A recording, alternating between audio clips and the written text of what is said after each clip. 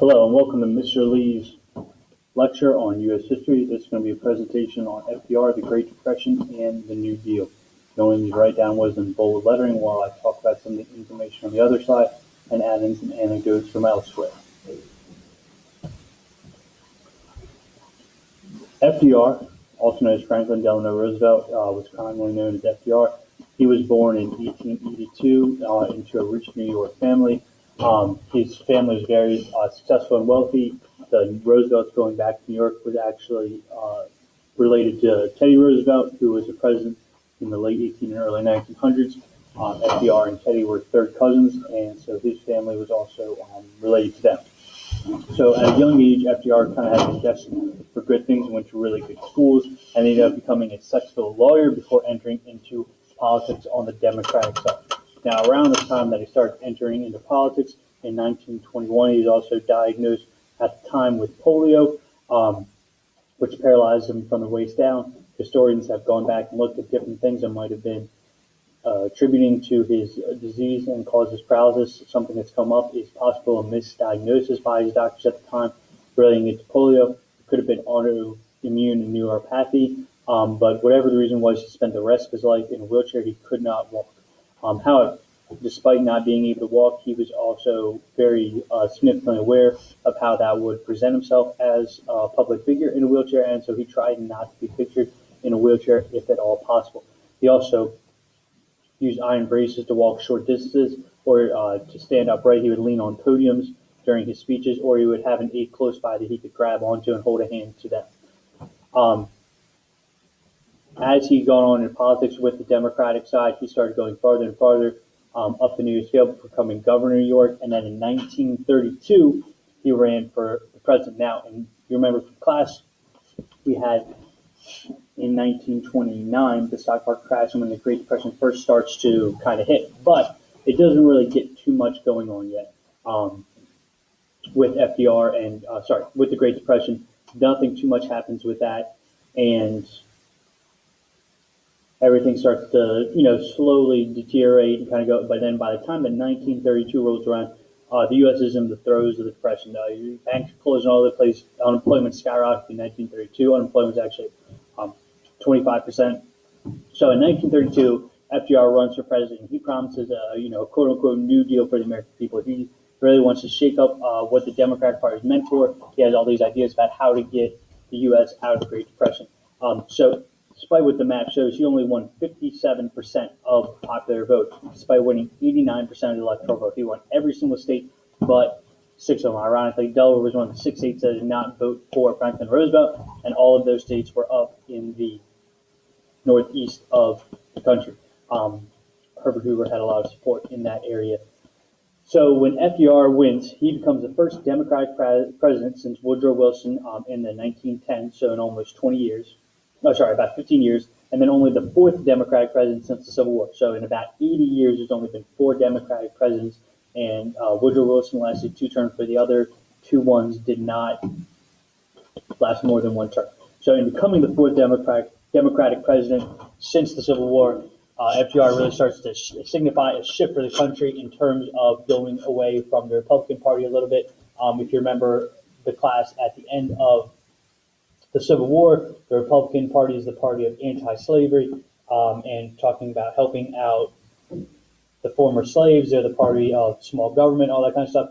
So in the 1930s, stuff starts to shift. And it's hard to pin down an exact decade when those things start to shift because it doesn't really happen all of a sudden. It happens over the course of time. But FDR being elected during the Great Depression is absolutely something that helps signify the start of a shift in the 2 parties and what they stand for. Because now what FDR wants to do is transform the Democratic Party into kind of something similar that we know it as today, something that the Democratic Party as one who wants to help out every person, whether they're down their luck or what it is. And in terms of government programs, FDR is the first one to really set up and establish these huge, long-lasting government programs: Social Security, welfare, unemployment, health insurance, all this stuff. FDR promotes this dramatic, sweeping legislation in his quote-unquote New Deal, and really wants to help out the American people and try to get them out of the Great Depression. So he wins the 1932 election in a landslide. And he would go on to win 3 more elections, in total winning 4 elections. Now, obviously, that can't happen anymore we'll talk a little bit more about this towards the end of the lecture. But that can't happen anymore because of the 22nd Amendment, which was passed shortly after FDR died in 1945. But at the time, there was no specific term limits on president. Every president either just served two because of the precedent set by George Washington, or if they had tried to win a third term like Teddy Roosevelt did, they were not able to be successful. But FDR was able to be successful, and for some of the reasons that I'm getting ready to talk about here. So the first thing that FDR did upon winning the presidency is he went through a series of measures that kind of set up what he was planning for the country. So he abolished prohibition, he set up his fireside chats, took on the banks, and then also helped reform the stock exchange. And I'll talk a little about those things in turn here. So abolishing prohibition at the time in 1919, if you remember, the 18th Amendment was passed, and this banned alcohol banned alcohol throughout the entire U.S., made it illegal to drink alcohol, did not make it illegal to drink, made it illegal to sell or to consume on business premises alcohol. And then the Volstead Act further clarified that and said that any drink that has 0.5% alcohol content or higher is considered alcohol.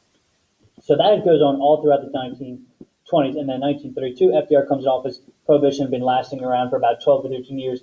And by this time, America has really started to see a lot of the side effects of prohibition in terms of how it affects the public, where you have a lot of organized crime going on. You have the mafia coming in. You have guys like Al Capone.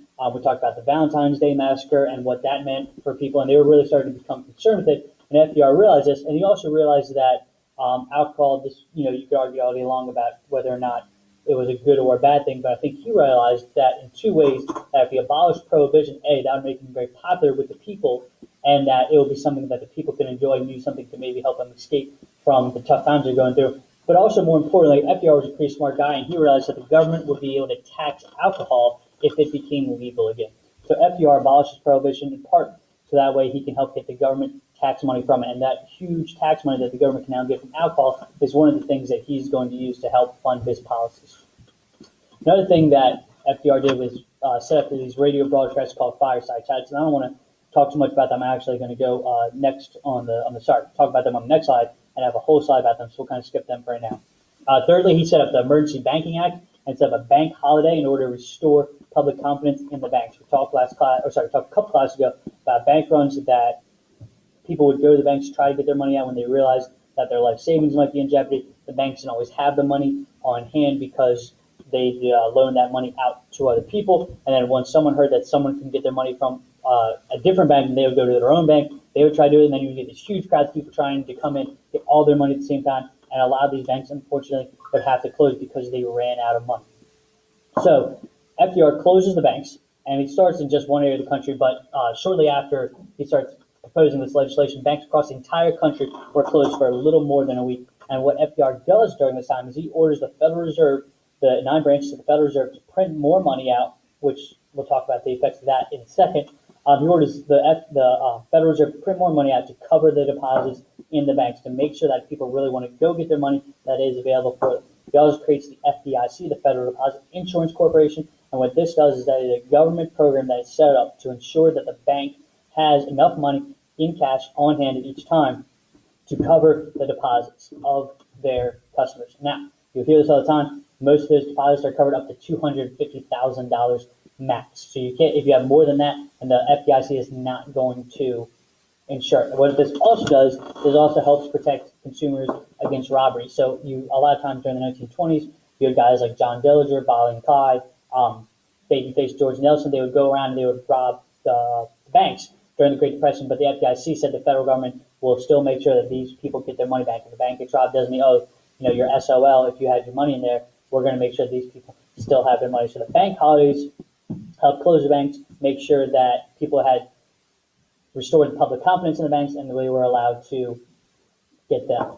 And then last but not least, the stock exchange. So we talked about the stock market crash and how many people had a lot of money in it. And then we're talking about the entire country. We're talking about 10 to 20% of the people in the country at the time were investing in the stock market. However, those 10 to 20 people were either upper class or upper middle class, and they had a big impact on the economy. If these people lost their money, businesses were going to close, factories were going to close.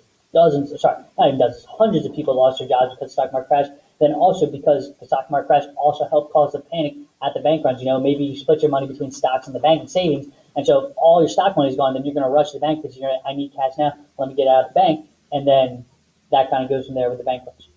So what FDR does is he creates these programs, one of which is called the SEC, the Security Exchange Commission, and basically trying to prevent another huge stock market crash like what was going on in the 1920s. So he limits buying stock on credit for people. He says, you have to have this hard cash. We're not going to let you just borrow money, put it on there.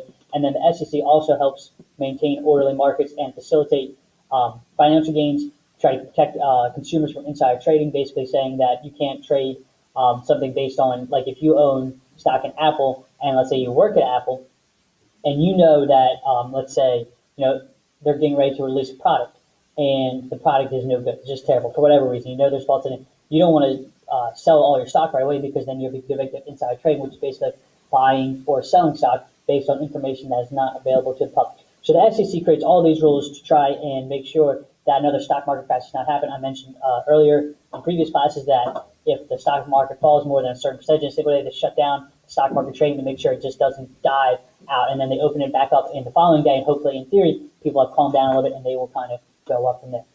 So I'm going to go ahead and pause here because I think I'm running out of time on my screencastify thing. So I'm going to pause this and then go ahead and pick this back up in session 2.